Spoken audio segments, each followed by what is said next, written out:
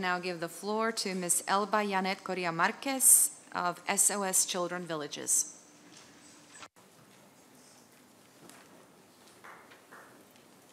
Thank you. Thank you. Good afternoon. In the Americas region, every day we face the challenges of mixed migration. We are deeply concerned about the lack of effective immigration policies to guarantee the rights of asylum seekers, refugees, and other people in need of protection, particularly children, women, victims of serious crimes, and people with mental or medical needs. Our main concern is the focus that governments place on security when considering migration movements. This greatly reduces the respect of human rights and leads to the violations of universal principles such as non-refoulement and due process, impunity, and the absence of accountability. Thus, a shift to a people-centered approach is critically needed. Particular attention must be taken to guarantee a people-centered approach in state cooperation practices and when defining the support that countries, both developing and developed, should provide to refugees. I will mention 3 different moments and areas of concern. First, the arrival and reception of refugees. Transit and destination countries need to increase their focus on carefully identifying and screening asylum seekers and assessing vulnerabilities on a case-by-case basis. In our experience, the dependence of immigration control policies on detention violates the rights of refugees and migrants in several ways. Detention blocks access to asylum procedures and breaks the ability of people to continue with their eligibility processes. It blocks comprehensive and humane responses based on community support and respect for family unity. Detention is not even necessary. There are practices that guarantee safety and protection without violating rights.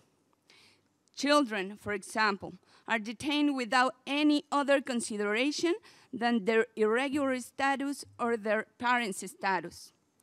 Let's go to be clear, detention is never in the best interest of the child.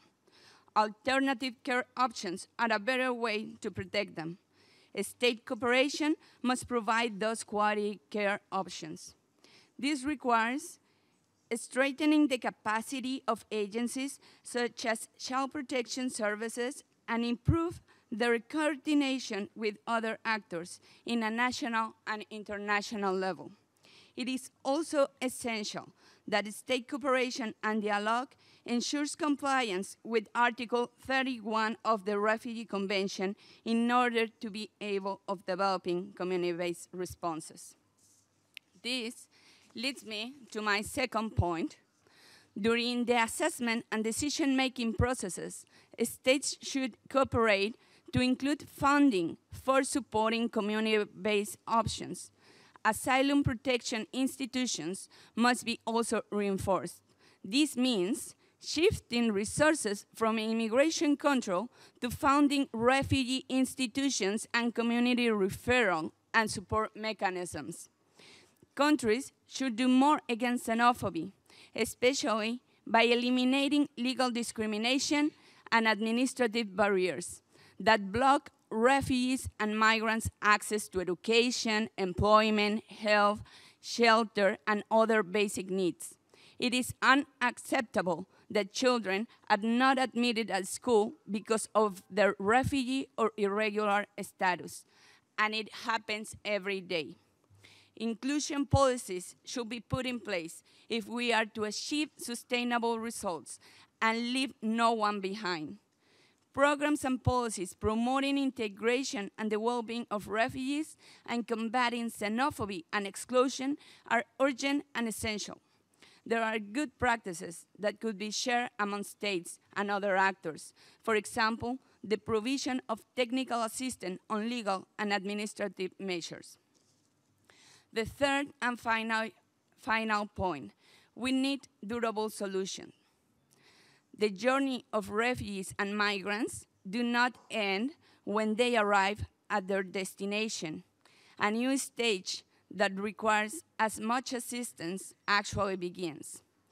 Programs to ensure access to decent employment, as well as education and health, guarantee the success of integration policies, especially for the young ones. Comprehensive immigration and asylum agreements between countries that make family reunification a feasible and rights-based process must be put in place. How do we build durable solutions if refugee kids in a host country are, while their parents are in another country? Family reunification is the first and most important step, and it relies on state and international cooperation. We urge states to support asylum seekers and refugees to be together and to remain together with their loved ones in the countries of origin, transit, or destination. Thank you for your time.